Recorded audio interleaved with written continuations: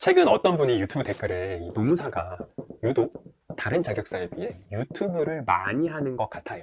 노무사는 좀 먹고 살기 어려운 게 맞는 것 같아요 라고 이야기해 주셨는데요. 저도 댓글을 보면서 진지하게 생각을 좀 해봤습니다. 진짜 그럴까? 저는 최근에 사장님들 만나면 이런 말씀들을 많이 듣습니다. 20대 청년분들이 네 눈만 높아져서 중소기업을 무시하고 그냥 대기업만 가려고 해. 또 공무원이나 전문직 시험 준비한다고 허송세월이나 보내고 참 이런 게 문제가 많어. 그냥 열심히 일하고 돈 모으고 결혼하고 요즘 사람들은 말이야 그런 성실한 삶에 대해 하찮게 생각하고 그저 눈만 높아져가지고. 그런데요, 사장님들이 살던 그때와 지금은 사회 구조적으로 너무 많이 달라진 듯 합니다. 1980년도에는요 500인 이상 사업장과 미만 사업장의 직원분들의 임금 격차가 고작 10% 정도 났다라고 합니다. 그런데 이게 1980년대 후반에는 한 25%쯤 격차가 발생을 하더니 지금은 누가 보더라도 50% 정도 임금 격차가 발생을 했죠. 또 고용노동부 고용 형태별 근로실태 조사에 따르면요 2021년도 기준으로 300명 이상 사업장과 미만 사업장의 임금 격차가 300명 이상은요 약 540만 원, 300명 미만은요 약 290만 원으로 1.8배 정도 격차가 발생했다라고 합니다. 그리고 그 차이는 시간이 지날수록 조금 좁혀져야 되는데 점점 벌어지고 있는 그런 실정이죠. 이 대기업과 중소기업의 임금 격차가 이제 극복하지 못할 정도로 많이 이렇게 벌어졌고요. 대기업을 가거나 전문직을 하거나 뭐 이런 것이 아니면 상대적인 박탈감이 너무 높고 집값 상승 등으로 인해 자산 가격의 급격한 상승으로 인해 평생 돈을 모아도 아파트 하나 사기 힘들게 되는 현실이고, 그러니 결혼을 하거나 아기를 낳는 것이 너무 힘든 상황이 되었다라는 것이죠. 그냥 사회가 좀 많이 변한 듯합니다. 그런데요, 유튜브 댓글처럼 노무사만 유독 유튜브를 많이 하는 것이 진짜 맞는 말일까요? 생각해보면 노무사는 시장이 한정적이긴 하고요. 새롭게 노무사가 된 분들이 이렇게 많아지면서 그만큼 뭔가 새로운 도전을 하지 않으면 안 되는 상황이 된 건 맞는 것 같습니다. 그래서 새로 노무사가 된 분들이 이 주축으로요 유튜브라는 새로운 시장에 진입하고 있는 것도 맞는 것 같고요. 아마 댓글 주신 분은 노무사 자격증 취득을 한 번쯤은 생각해 보신 듯한데, 이렇게 많은 노무사들이 유튜브를 하는 것을 보면 야, 저 시장은 참 먹고 살기 힘들구나 라고 생각하셨을 겁니다. 그런데요, 시장 경쟁이 치열하고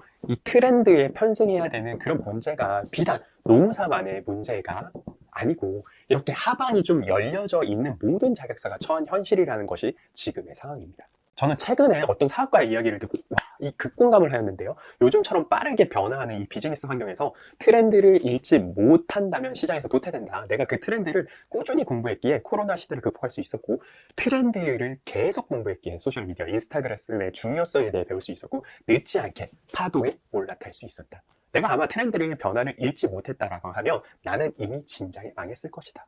네.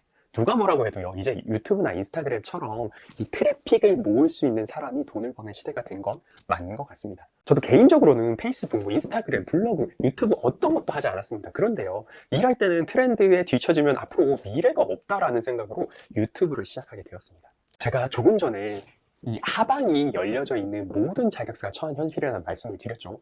제가 보기에는 세후 1천만 원 정도를 무조건 벌 수 있는 자격증은 의사가 유일하다는 생각이 듭니다. 네, 맞습니다. 의사는 아직까지는요 이 하방이 견고하게 받쳐주고 있습니다. 그런데 의사를 제외한 어떤 자격증이 지금 하방 소득을 보장해 줄까요? 상대적으로 자격증 가진 사람이 조금은 희소했던 1990년대나 2000년대 초반까지가 아니었을까요? 우리는 본능적으로 이 줄 세우고 순위 매기기를 상당히 좋아합니다. 그리고 그 순위에 따르면 문과 자격증 중에 끝판왕인 이 변호사 자격증을 가지고 있는 사람이 돈을 가장 많이 벌 것 같지만, 실제로 제가 봤었을 때는 세무사님들이 돈 가장 잘 버시더라고요. 하방이 다 열려있는 자격증 시장에서 뭔가 새로운 트렌드를 따라가지 못한다면 그냥 그런 쩌리 자격사가 되는 것이 어쩌면 당연한 현실이 된 지금입니다. 어떠세요? 아직도 노무사가 유튜브를 많이 하는 것이 좀 씁쓸한 현실인가요? 저는 지금보다 더 많은 자격사분들이 경쟁 시장에서 당연히 노출될 것이고 당연히 트렌드에 부합하는 행동을 더더욱 해야 한다고 생각합니다. 이 의사를 제외하고 다른 자격사는 모두 하방에 열려있다는 이야기 너무 잔인한가요? 근데 다르게 생각해보면요, 본인이 노력해서 이 트렌드에 부합하게 된다면 오랜 경력을 가진 자격사를 이길 수 있는 시장이고요, 신규로 들어온 자격사 분들도요 경력이 10년, 20년 된 사람들을 이길 수 있고요, 이것을 오히려 매력으로 보고 도전해봐도 괜찮지 않을까 싶습니다. 자격사 시장도요 정말 빨리 변합니다. 시대가 그러니 신규 자격사 분도요 시대의 변화를 타고 성공할 수 있을 것 같기도 한데요, 여러분의 조금 더 나은 내일을 저는 응원을 하고 싶습니다. 감사합니다.